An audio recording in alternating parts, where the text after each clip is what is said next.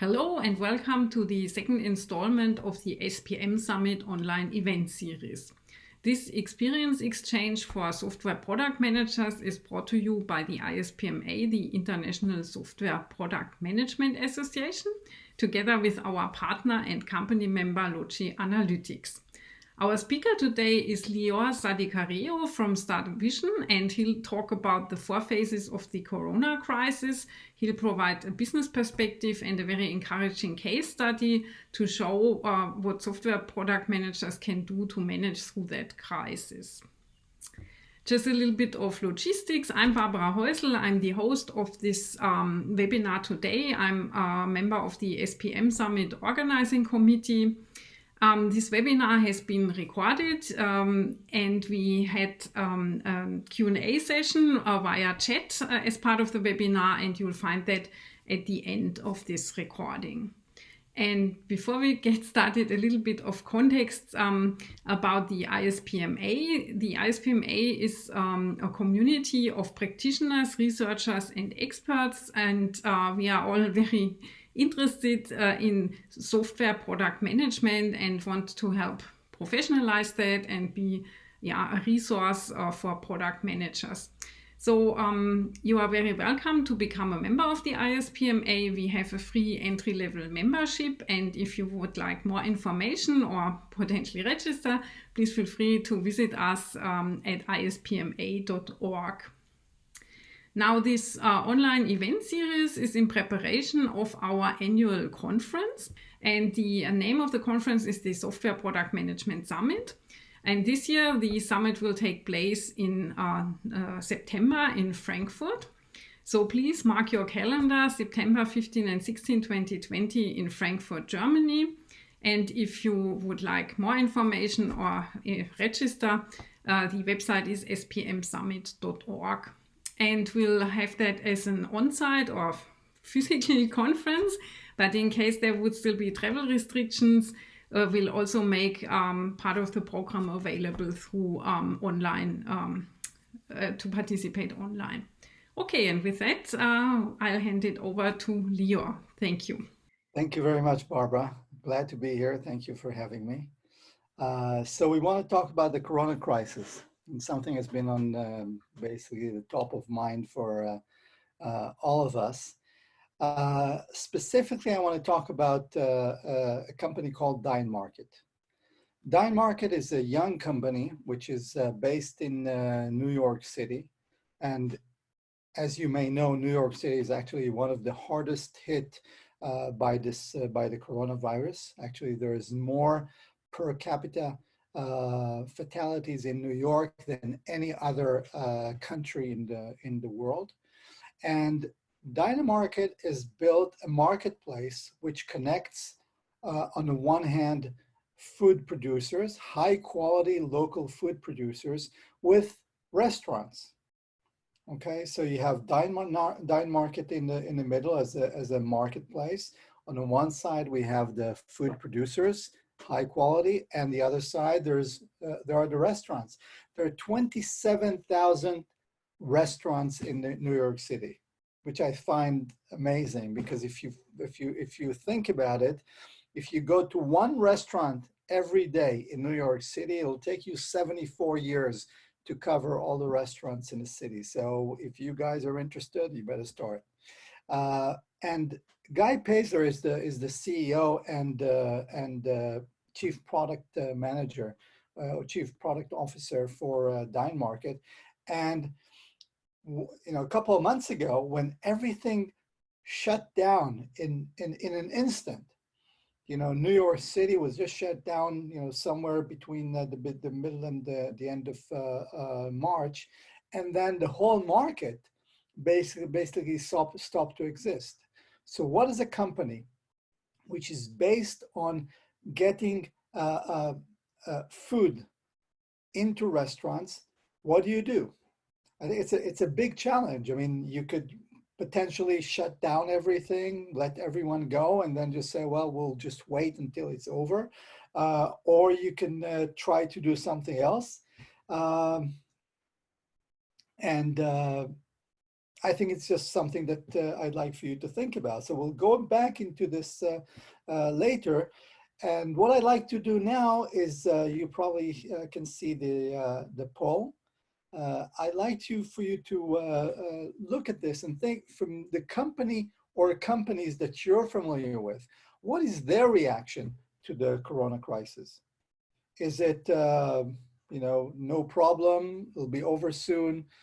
Is it, well, we're not sure, we're trying to understand the impact, starting to analyze the situation, will take some time, or we're doing thorough analysis of the situation and actions are being taken. So be happy to hear what your thoughts on this are.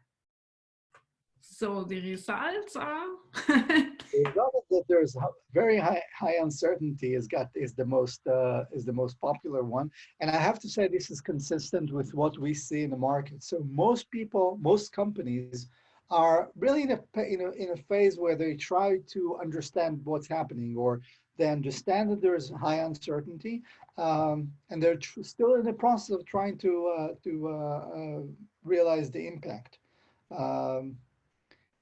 There's actually few companies which are presented here at the higher end that have done a thorough analysis, actions are being taken. And obviously one of the key things that we need to realize that every company is different in that respect. So we will move on to the next to the actual presentation. I want you to keep the case study in mind. And I want you to think about what would you do if you're in the shoes of Guy Pazler, who is running this company. There's financial impacts to closing. There's also marketing impacts to closing. He's been working very hard on building this marketplace. Marketplace is something that's difficult to put together. So there's a lot of questions of what to do here. Okay, or do you move somewhere else? There's lots of options. I want you to keep it in mind, and I want to talk about a couple of other issues which are very relevant to us in this context. So the first thing I want to say in general is that when you think about the Corona crisis and business, you need to realize that we have two crises wrapped up in one. Okay, we usually think about the Corona crisis and say, okay, we have a huge crisis. It's a global crisis. No one has ever seen something like that. The last time we had such a big pandemic, it was during the Spanish flu of the 1917 and 1918, which was a devastating flu. But this is like over 100 years ago. So most of us have never seen anything like that. This is not even close to what we saw in SARS and other diseases. And what we need to realize is that we have two crises in one, wrapped up in one. One is the pandemic crisis. It's a medical crisis. It requires us to stop a lot of activities that we were doing from a personal perspective as well as from a business perspective. And it puts restrictions on our ability to talk to each other. It puts social distancing in place. It restricts our ability to move from one place to another. It's one key issue here. And that is one side. The other thing that we need to keep in mind is that underneath this medical crisis, there's a very strong economic crisis which is being undergoing. It's almost like it's under the radar. On one hand, we feel it, we know it's there, but on the other hand, we're not really sure of what's going to happen with it. So I want to make sure that we understand that there's two crises wrapped up in one, and when we go into the phases, we'll see when these two crises are being untangled. So let's talk about us a little bit. We are Star Vision. We're a product management training and consulting company. We've been around since 2005. We're working with high-tech companies to empower product managers and product teams to develop great products. And over the last couple of months, we've been focused on analyzing the Corona crisis from various aspects. What we're trying to do is help our customers understand how this crisis meets their business and their industry, and what kind of timelines where they're looking at, and how is this going to affect them in general. As part of this research that we're doing, we're actually doing a very thorough research, asking people what they think about the crisis, and I'd like to share some of those results with you. This has never been shared before, but there's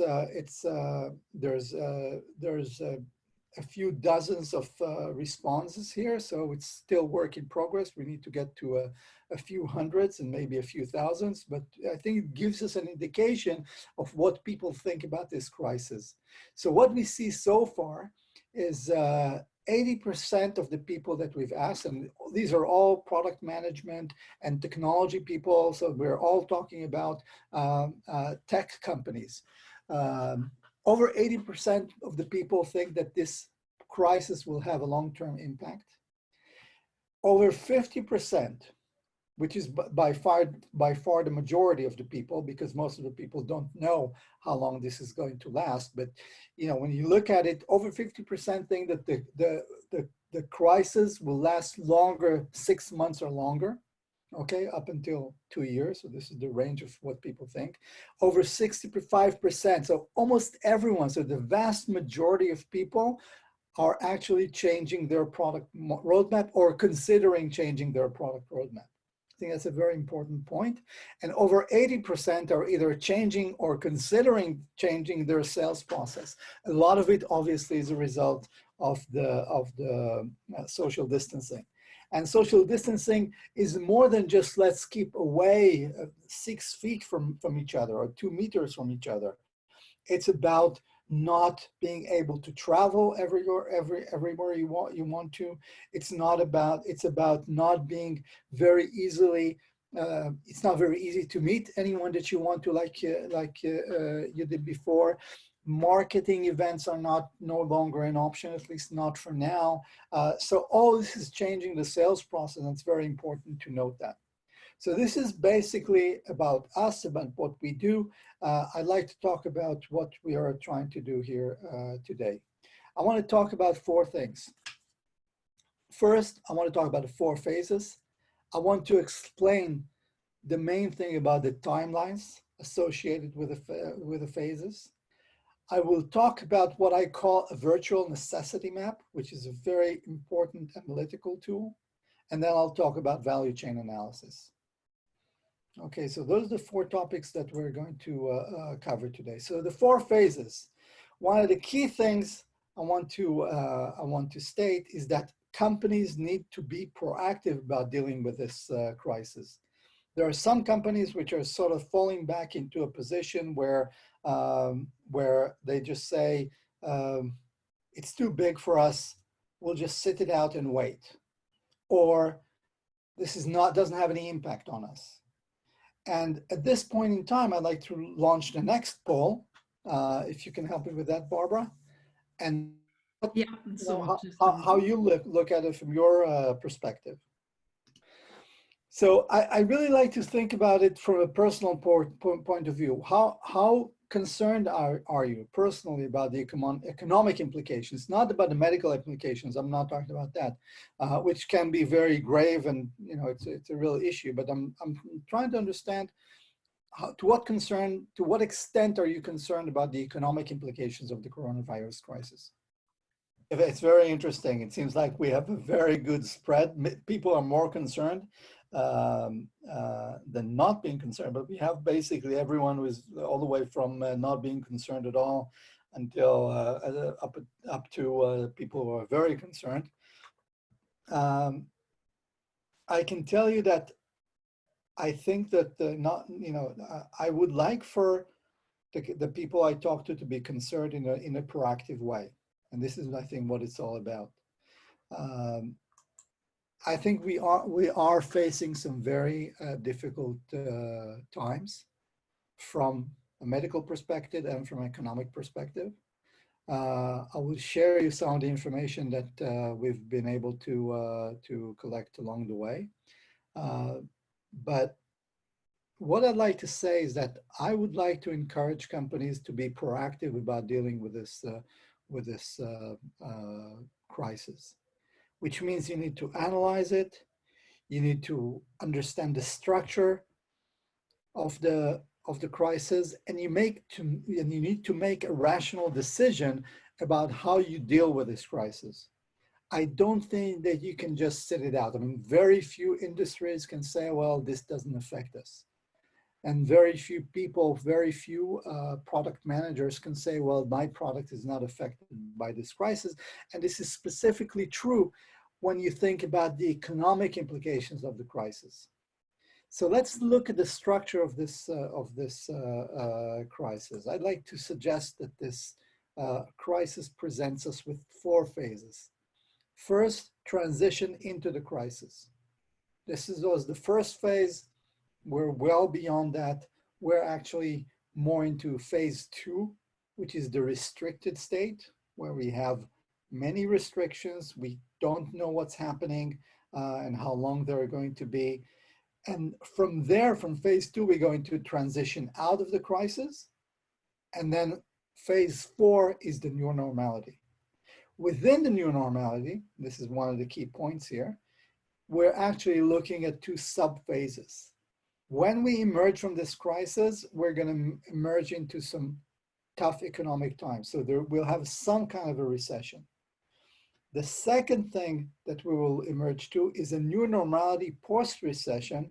And there, one of the things that are very interesting to note is that we're probably going to look at a world which is going to be different than the world that we emerged from late 2019, early 2020. Okay, so the world that we've known until February 2020 is going to be different, at least to some extent, than the world that we will meet when we go into this new normality. For example, when we talk to people, and within our research, we're talking to many people into some kind of in-depth interviews, a lot of companies are telling us we are going to be considering letting a lot of people work from home, at least 2, 3, 4 times a week, because we realize how well it's worked out for us. And so there's many things that are going to be different in the new normality. I'll mention that when we go into phase 4. So phase 1 was a transition into the crisis. It was characterized by a very high state of confusion. People were confused. People did not know what to do. People did not understand how it's impacting their business. And they were actually trying to see what's next. So the goal for this phase is to actually try to move to a place where you understand more what's happening, move out of confusion into the state of what I would call phase 2. In phase 2, you understand what's going on. By the way, some companies are still in phase 1. Some companies are still confused, even though they've actually moved into phase 2 from a restriction point of view. So when you look at the restrictions, that's very interesting because you need to look at how different companies are reacting to these restrictions, okay? And most companies are focused first on what I would call supply side analysis. They're focused on trying to make sure that they're able to keep on producing their product and service. Not very easy, or not always very easy. For some companies, especially ones that are not pure software companies, it's not very easy to tell everyone to work from home. So the issue of supply side analysis is around being productive. Are you able to be as productive during the restricted state of the coronavirus crisis as you were before? That was one of the questions that we looked at in this research. And what we found out is that by far most companies are telling us we are as productive or almost as productive as we were before. There's lots of factors that are going into it, and there's a lot of caveats that need to take place here. But in general, this is the clear message that people are saying. We can still, within the software industry and also for software intense industries, the answer is we can be very productive. That's point number one.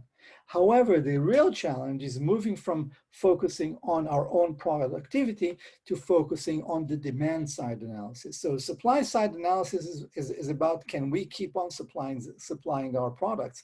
Demand side analysis is, does our customer, is the customer also willing to buy the product? Or is the customer willing, or is the customer able to receive the product and service? This is a key issue, because a lot of times I can keep on producing the product, but the question whether the customer is willing and able to buy the product is a very different question. Look at what is happening to the automobile industry. Automobiles industry is basically, it's still at a much lower capacity of operation, and people are not buying cars as they used to until 2 or 3 months ago. So phase two, what you need to do is analyze those two things.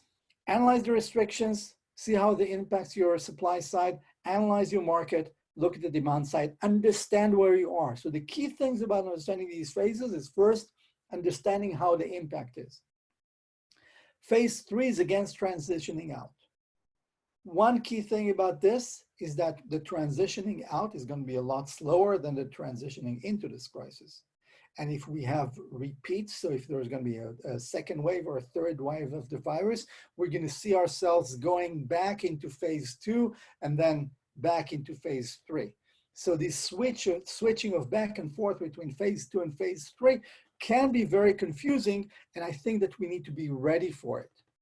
So we need to understand how, as a company, as a business, we are going to accommodate this these two phases and the interchanging states between them. So if we go between phase two and phase three, high restrictions, lower restrictions, and higher restrictions again. And I think that's one of the key things for product managers to understand, because this is where it comes back to the product roadmap. If I had a product that required installation or required someone very professional to go and install the product, this is not very easy anymore. That can be prohibitive in some cases. So we see a lot of companies investing in a product roadmap to make their product be more self-sufficient. So training can be done remotely. You don't need anyone to actually go and visit the customer to be able to operate a product. So that's one of the key things, trying to make the adjustments. It's the moving between phase two and phase three. When we look, just a comment, there is a comment in the chat from Hans Bernd that there also may be iterations between phases. Could you comment on that, so that we might go back? That's what I was trying to refer to just now. It's like and this is how I read this. Maybe Hans Bernd means to is referring to something else. But the phase one is going into a crisis. Phase two is the crisis itself. Phase three is transitioning out. Phase four is new normality. We can see those phases repeating. So we can get to phase three, or what is very likely is that we will see phase three and then go back to phase two, so which means higher restrictions. Case in point, South Korea was under the impression, or most of the world was under the impression, that South Korea is over the crisis. Okay, they let everyone out. Basically, they went back into what is almost phase four. They actually allowed nightclubs and restaurants and cafes to be opened. And I think it was a day before yesterday, they had a spike in the number of new cases that they discovered. They were actually basically down to zero. And they had one person, they tracked this, one person that went from one nightclub to another in Seoul, and that one person infected 29 people in one night. So all of a sudden, think about the implication. If we lift restrictions, yes, we can find ourselves moving in between phase two and three, back and forth. maybe 1, 2, and 3 if you want. Maybe there's actually going to 4 and then back to 2. There could be some, many types of iterations between those 4 phases. So this goes to the 4 phases. What I want to emphasize on phase 4, it is that phase 4 is the new normality. The new normality, the first part of the new normality, means that we're actually going into a very difficult economic time. So when we speak to people that are even in what I would call high-profile industries which are actually are positioned to gain from the crisis, even there we see a downturn because the economy is going to be down. So look, we've been analyzing the telecommunication industry. So in theory, you would say, well, everyone's remote. Telecommunication needs to be booming right now. And to a certain extent, it happens. But at the same time, the fact that the economy is slowly going down is impacting everyone. So new normality, we're going to into a tough economic time. And the second thing is that the new business world that is going to be created after the new normality and after we come out of the economic recession is going to be different than the one that we left in 2019, early 2020. A few minutes about the phase timelines. I think this is critical to understand how it meets different geographies and different industries. So one of the key things is to do what I call Geo Industrial Analysis.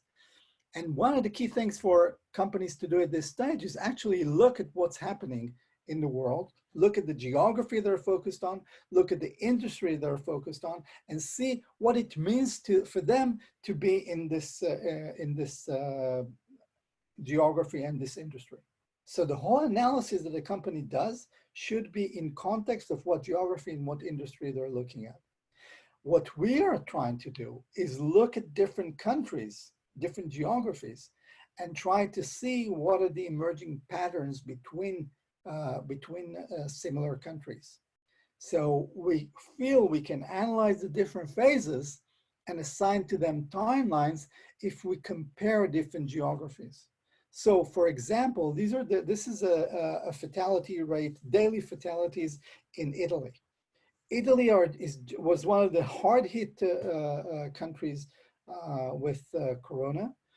They've actually reached almost 1,000 fatalities a day, and they are down to about 20% of that.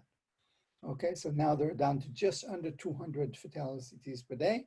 And by analyzing this and looking at different geographies, taking into account the different parameters that are actually characterizing every single geography, what you can do is try to estimate what are going to be the timelines for the geography that you're focused at and the industry that you're focused at.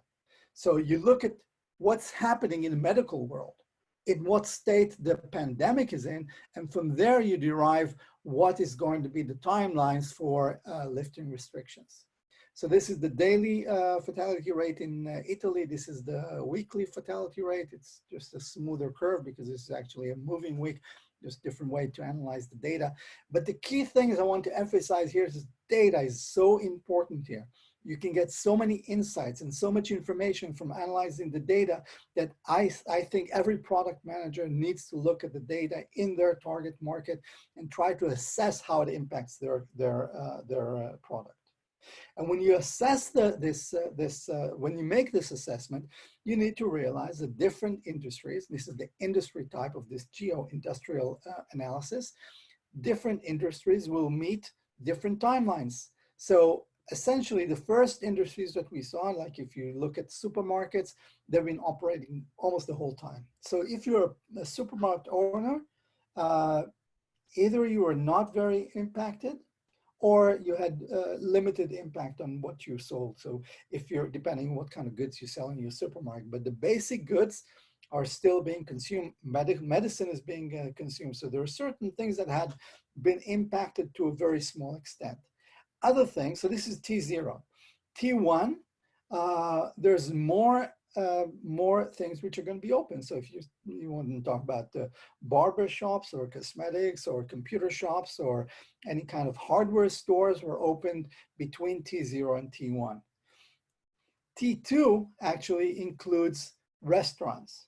Restaurants are the next level up. So when restrictions are lifted, restaurants are starting to be open. I can tell you, I'm in Tel Aviv. I'm in Israel. In Israel, there's very the Corona pandemic has been very much contained due to a lot of very extreme measures that the government has taken. But at this point in time, restaurants are open for takeaways.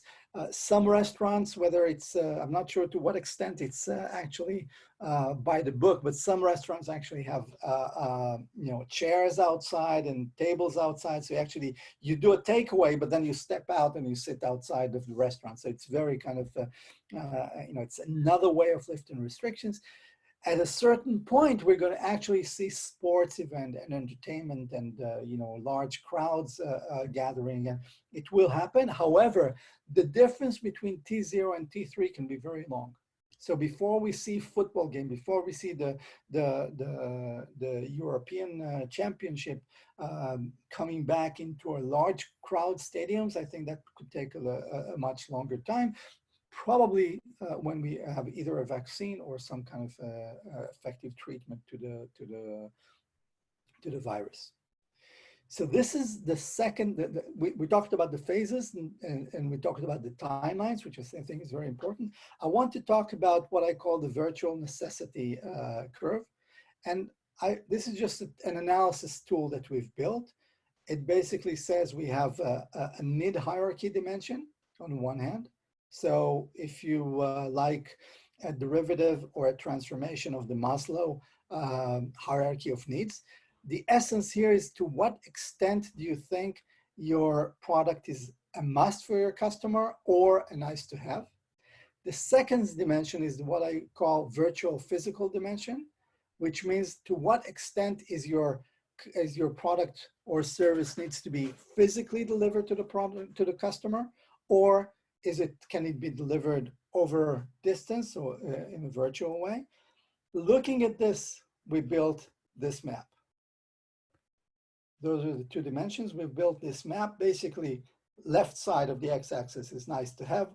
Right side of the x-axis is what we would call is something that's necessary. On the top, we have virtual goods. And on the bottom, we have very physical goods and services. So think about it. Rock concerts are going to be, they're nice to have. Nobody must, well, at least most people don't have to have or have to go to concerts all the time. Football games, I know some people would disagree, but it's still perceived by most people as something that's nice to have. Tourism, the same thing. On the other hand, on the top, we see some virtual games. Online games are very virtual. They're nice to have, but they're very virtual. You can look at telecommunication, Zoom communication as a product. It's very virtual, and you could claim that some of it, at least, is very necessary.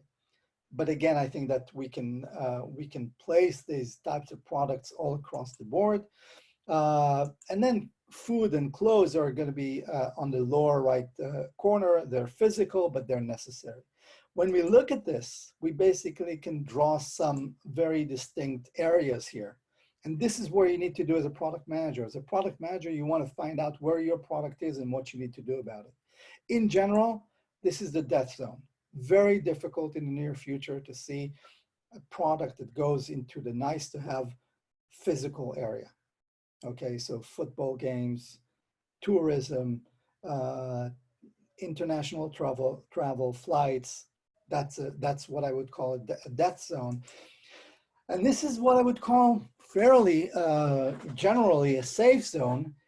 And one of the key things that you need to do as a product manager is to look how you can move your product more into the virtual space, Or can you look at changing your product to make it more necessary, or can you find a target market which finds your product more necessary? So this is the analysis framework that we suggest that product managers use in context of their products and services. The last thing I want to touch on is the value chain analysis. So any product manager, any manager in general would know that, you know, there is a value chain to their product. They sell to a business. There can either be a B2B or a B2C. And in general, at the end of the value chain, there is usually a customer or a consumer. The consumer can be of various types, and also this value chain can be quite complex. Two things that you need to think about. First, think about focus. In the context of the crisis, knowing everything about your value chain, you may realize that some of your, oops, sorry.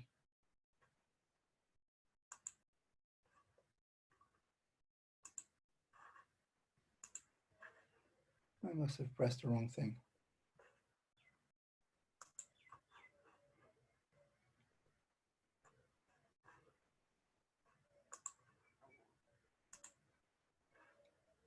Can you see my screen now?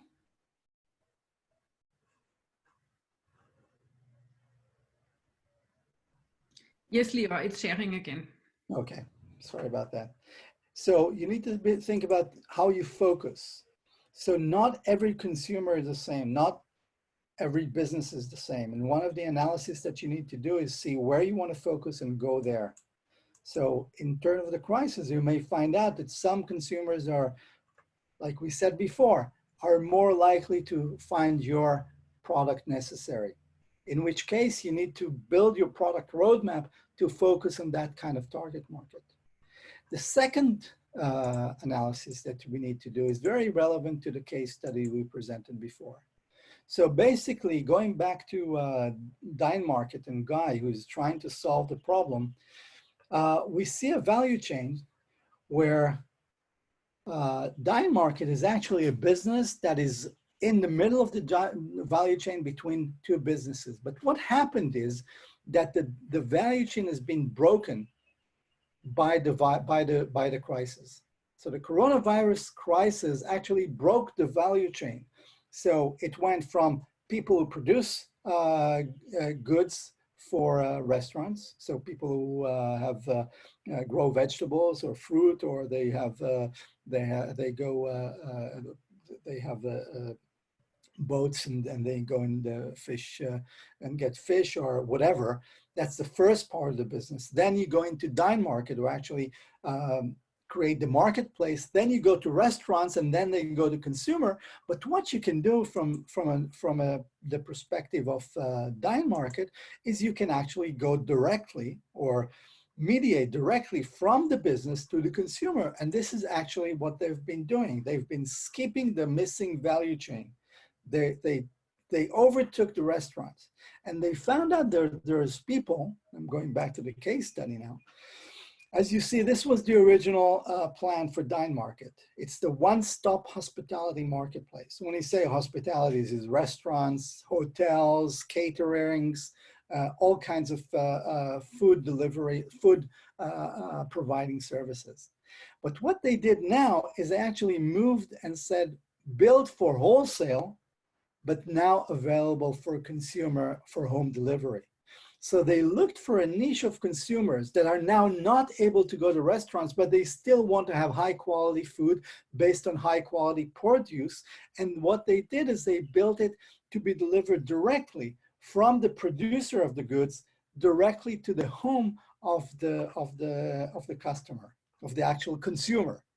The customer is the consumer, which is, I think, is a fascinating example of how you manage things in a very creative way. We were actually expanding this case study, and we'll probably publish it. But one of the interesting things is that you really need to change the roadmap of the product. The product cannot stay the same. For example, when the interaction was between the producers and the food producers and the restaurants, they did not want to use credit cards. Okay, they were doing that they were doing direct transactions between. But when you go and actually when you look at going directly to the consumer, you must use the credit cards because the consumer demands that you apply credit cards to this. So this is what Dynamarket has done, and I think it's fascinating. We will publish this case study in the near future. And to summarize, I think there's 4 key items that we need to take from this conversation. First, look at the phases, understand them. Second, understand the timelines from your perspective, from your geography, your industry, and understand the timelines for the crisis from your perspective. Look at the value chain analysis and look at the virtual necessity map and find out where you are. So these are the 4 things I want you to take from this presentation. And I'd like to thank you and move to any questions if you have them.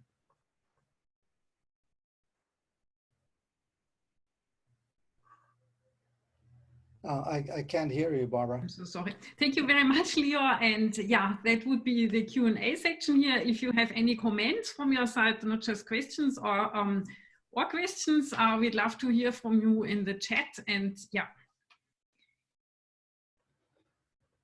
And actually, even later, if someone has any questions, you have my details here. And I think this is also going to be available on recording. Mm-hmm. Yeah, we'll publish the recording within a couple of days. Yeah. So my email is here. You can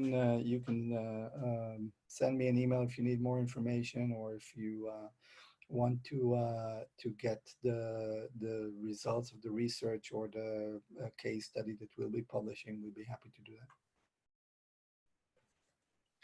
What I find quite interesting, since we don't have another question right now, I'll comment something, is that even in the same industry, customers may be affected differently. So if I have a product for a specific industry, it may be that some parts of that industry are in different sections of your grid. I really like that grid, and then it's tricky to what do we do with that? Yeah, I absolutely agree with you. I think it's a very good comment. When I say geography and industry, it doesn't mean that you need to stay on that level. I think at the end of the day, you need to look at a specific product and understand how the crisis impacts your product or service.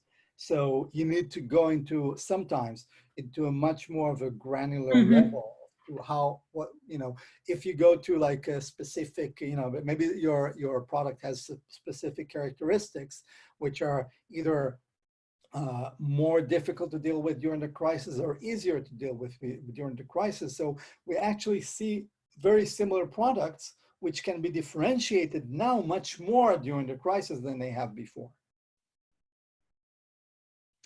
There's also a very good comment from Hans Bernd on, he says, in addition to the challenges you describe, in B2B, there's the challenge of severe budget cuts on the customer side, I assume. How do you see that? So even if something is necessary, people might still say, yeah, but we can't afford it. B2B. No, I think that's true for B2B and B2C, and I think that's one of the issues that we will be facing. So I think this is really relevant, especially in the context of understanding that this is going to be an economic crisis as well. So, and I can tell you right up front, we've been talking to companies who told us, yeah, there are certain things that will need to be that need to be done, but they're going to take us more time because we don't want to spend the budget. Okay, cash flow is very, very important in certain places, and some people are not going to be investing the money that they were planning to, and some budgets are being held up, and yeah, that's just part of the things that we'll need to deal with. So then, to the audience, do you have any other comments or questions that you would like to post?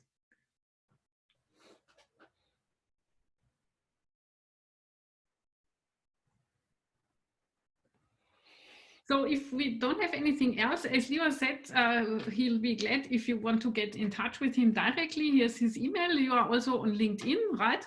Yeah. Yep. And with that, I think we would like to wrap up for this webinar and just point to our next event. That will be 2 weeks from now, because we're doing that on a 2-week rhythm.